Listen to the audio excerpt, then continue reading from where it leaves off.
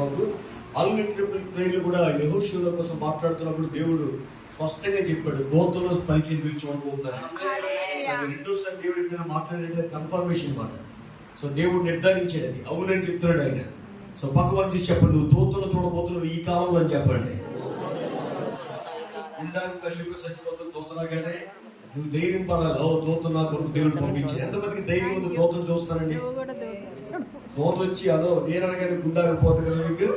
Okay, ధైర్యంతో దేవుడు మీకు కనబడులు కాక అద్భుతంగా మన జీవితంలో కార్యం చేస్తున్నాడు. ఇంతకని బైబిల్ చదువుతుంటే ఇక్కడ అయ్యగారు అమ్మగారి కోసం వాగ్దాన పూర్తిమైన మాటలు మాట్లాడుతున్నప్పుడు యెషయా 43లో దేవుడు నాకు వచ్చినట్టు చూపించాడు విజయ గారి నిమిత్తమై. అయితే యాకోబు నిన్ను సృష్టించిన వాడు నాకు యెహోవా, ఇశ్రాయేలు నీ నిర్మించిన వాడు ఇలాగూ సెలవిచ్చున్నాడు, నేను నిన్ను విమోచించున్నాను, భయపడకము, పేరు పెట్టి నేను పిలిచున్నాను, నీవు నా సొత్తు, నీవు జలముల్లో పడి దాటినప్పుడు నేను నీకు తోడై ఉందని